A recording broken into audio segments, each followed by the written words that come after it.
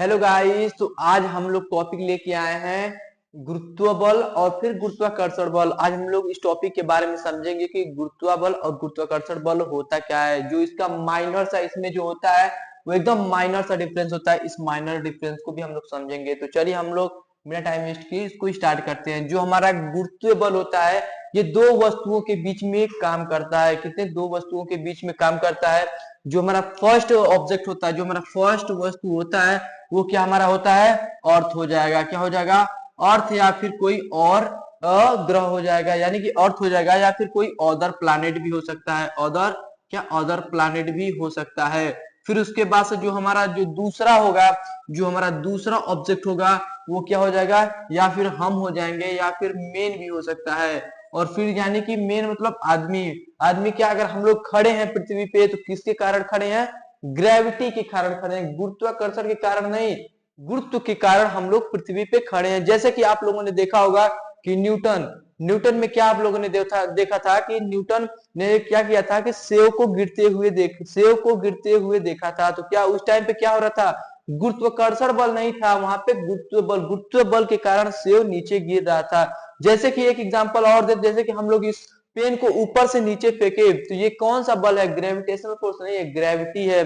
तो चलिए, I hope कि आप लोगों को ये जो ग्रेविटी है, ग्रेविटी आप लोगों को समझ में आ गया होगा। ग्रेविटी में क्या होता है, जो हमारा फर्स्ट ऑब्जेक्ट होता है, जो हमारा फर्स्ट ऑब्जेक्ट होता है, या फिर अर्थ है, या फिर क्या होता है कोई और प्लैनेट हो जाएगा। और जो हमारा दूसरा सेकंड ऑब्जेक्ट जो होता है, हमारा सेकंड ऑब्जेक्ट जो हमारा होता है, या फिर मेन है, या फिर कोई अन्य वस्तु हो जाएगा। जैसे कोई अन्य वस्तु में, यानी कि जो हमारा एप्पल है, एप्पल भी हो सकता है, पेन भी हो सकता है, या फिर कोई भी चीज नीचे से या ऊपर से नीचे गिर रही है, जो पृथ्वी उसको क्या अट्रैक्ट कर रही है, उसे हम लोग ग्रेविटी बोल, पृथ्वी जिस चीज को अट्रैक्ट कर रही है उसे हम लोग ग्रेविटी बोल देंगे। जैसे हम लोग ऊपर नीचे से ऊपर बॉल को फेंकते हैं तो बॉल क्या नीचे आके गिरते हैं, ये ग्रेविटी के कारण होता है। और गुरुत्वाकर्षण क्या होता है, गुरुत्वाकर्षण का मतलब ये होता है कि यह एक ऐसा आकर्षण बल होता है जो दोनों वस्तुओं के बीच में लगता है। अब ये भी दोनों वस्तु के बीच में लग रहा है और वो भी दोनों वस्तु के बीच में लग रहा है, तो इसमें डिफरेंस क्या है, इसमें जो डिफरेंस होता है, गुरुत्वाकर्षण बल का जो डिफरेंस होता है,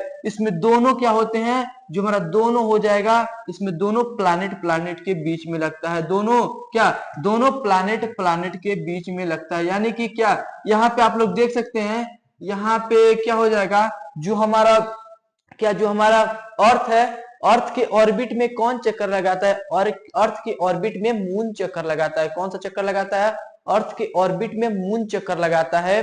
तो उसे हम लोग क्या, किसके कारण चक्कर लगाता है, ग्रेविटेशनल फोर्स के कारण, ग्रेविटेशनल यानी गुरुत्वाकर्षण बल के कारण जो हमारा मून होता है वो अर्थ के ऑर्बिट में चक्कर लगाता है।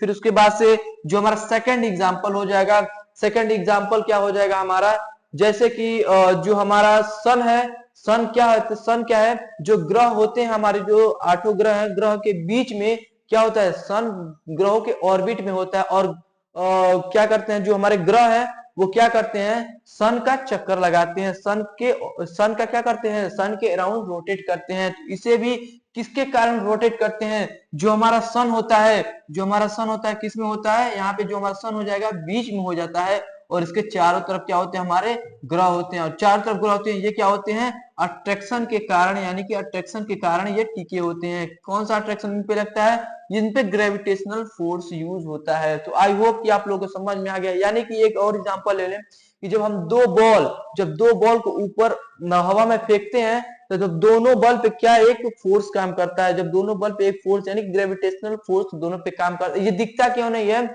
यानी कि ये दिखता क्यों नहीं, ये इसलिए नहीं दिखता है क्योंकि ये जो फोर्स होता है हमारा एकदम नेग्लेजिबल होता है, इसीलिए हमें नेक्ड आईज यानी कि नंगी आंखों से दिखाई नहीं देता है। और जो हमारा ग्रेविटेशनल फोर्स होता है, जो हमारा ग्रेविटेशनल फोर्स होता है, ये किस पे, यानी कि ये उसके मास पे और उसके डिस्टेंस पे भी क्या मैटर करता है। यहां से देख सकते हैं जो हम इसका फॉर्मूला होता है वो क्या होता है, G m1m2 अपान में r² होता है।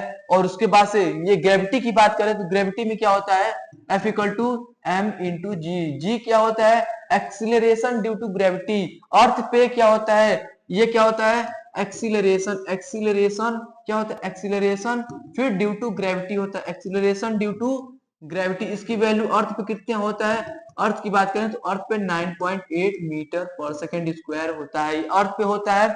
और जो यहाँ पे जी होता है वो कांस्टेंट होता है, क्या होता है, ये कांस्टेंट होता है। इसकी वैल्यू कितना होता है, 6.67 इंटू 10⁻11 होता है, जो इसकी जो वैल्यू होती है। और फिर m क्या है, फर्स्ट मास है, m2 क्या है, सेकंड मास है, r क्या है, उसके बीच का डिस्टेंस है। तो आई होप कि आप लोगों को ये समझ में आ गया होगा।